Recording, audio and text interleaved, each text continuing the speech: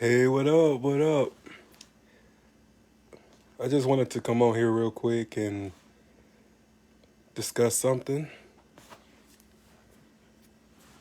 Y'all been really pushing this 50 Cent and Marquise situation all week. And I mean, I understand it, and that's their business. Hopefully, things will work out. And sometimes, dealing with family is difficult because nobody wants to apologize. Nobody wants to be the bigger person sometimes. But I wanted to tell my story real quick. I won't say that it resonates with me, but I would say that I understand. I understand it because it was like that with my pops, with my dad. My dad was very manipulative, selfish, bitter, a hater, and I just kind of love him from a distance. There would never be a relationship. There would never be a reconciliation. I made my peace with that. And you just come from a household where you watch your mom raise you, and you just look at that like I wasn't good enough for you to raise me. I wasn't good enough for you to call me on my birthdays. I wasn't good enough for you to come over and visit and just, show interest, show love, show affection. And I never been one of those type of people to make excuses. When I grew up, I was going to be a man regardless.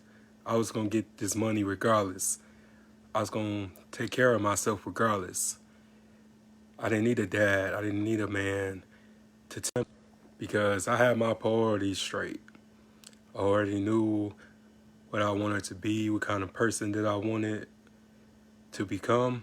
So I didn't need anybody to, you know, tell me because I always had great men. I had great mentors to show me the way. It's just one thing about being a black male is nobody coming to save us. Nobody feels sorry for us. So we have to make our own lane.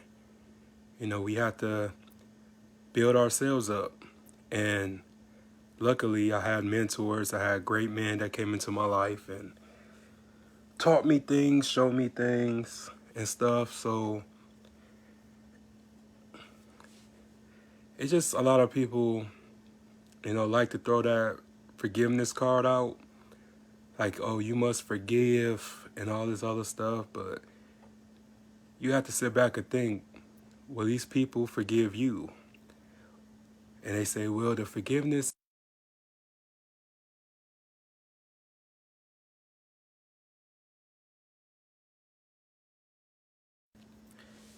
And my forgiveness requires time. My forgiveness requires separation. And my forgiveness required analyzing. What should I forgive you for? When all you has done has caused me havoc, turmoil, destruction, chaos. I mean, it was just a lot of stuff that he did that disrespected me. And not only me, but he disrespected our family. So how can you forgive a person like that who don't care, who don't try to change, who don't try to make an effort? Because it's not about you. It's never about you. After you have kids, and nobody asks to be here. Nobody asks to be born. You just born, basically, by the grace of God. But it just, our people just, you know, are so traumatic. We are the most traumatized culture on the planet. You know, we have suffered so much, and we just look at trauma as different. But not everybody handles things the exact same way. Some people, you know, grow, and some people deteriorate.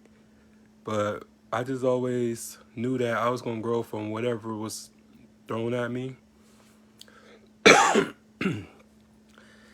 And basically, what I'm trying to say is, in a few months, I'm about to be the same age when he had me.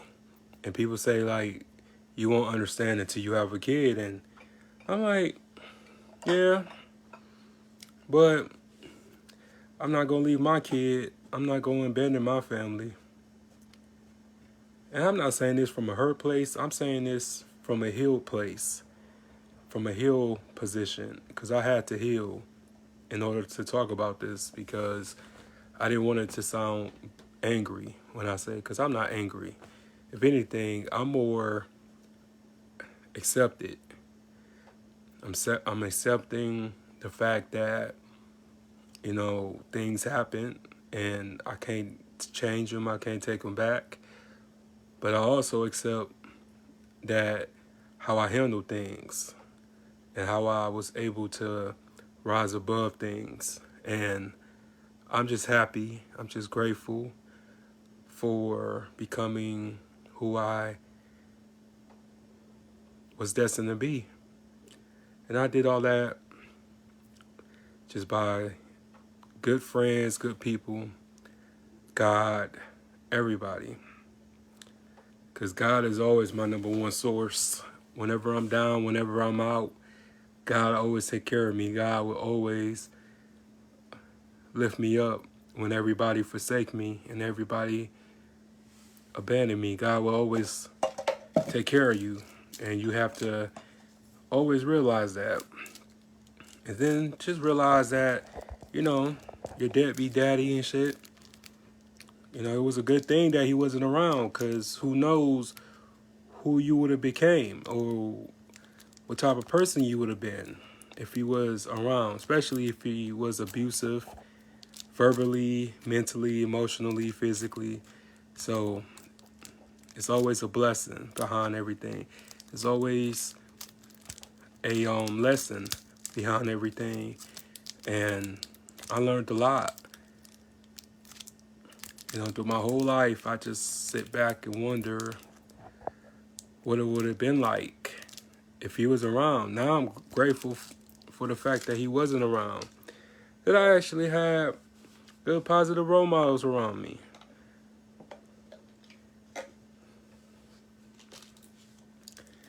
And, you know, I'm just not going to act like he wasn't good. He was good for a little while, and then he switched sides, you know. I mean, I just guess he just got tired of pretending. But I'm grateful for the man that raised me, that loved me unconditionally and loved me as a person and treated me like a human being. And you just have to take your losses, man, and really realize that it's not that I hate my dad. I just lost all respect for him. I don't want to be around him. I don't want to hear his voice. I don't want to talk to him. I don't have nothing to say to him. You know, it is what it is, and I don't care if he ever get a hold of this video and watch it, because he deserves to hear what I got to say. He deserves to hear how I had to take care of the family, how I had to hold it down, how I never got an explanation, and how he made me feel, you know, type thing. But I'm good. I've been 3 years without him, and I can do that. You know what I'm saying? It's still love there, because, you know, I'm not him. I would never be him. But, you know, I love you from a distance, and You go your way and I go my way. But you just have to come to a common ground with your feelings and with your emotional and your mental. You gotta come to a standpoint that you turned out great. You turned out wonderful. And it's always gonna be hard. Nothing's easy. Nothing's gonna come overnight. Just don't do something because everybody else begging you to do it. You got to do things for yourself because you want to get them done for yourself. So I'm good. I'm happy. I'm clean. I'm in good health. I'm in good faith, and I'm just at this point. I can't complain about anything. So that's all I gotta say. Sorry, I went on a little tangent, but yeah, just you gotta do what's best for you, and don't let that family stuff get the hold or get in the way. Sometimes blood isn't your family; it's the people that love you, that care about you. Look at your best interests at heart, and I'm out. Peace.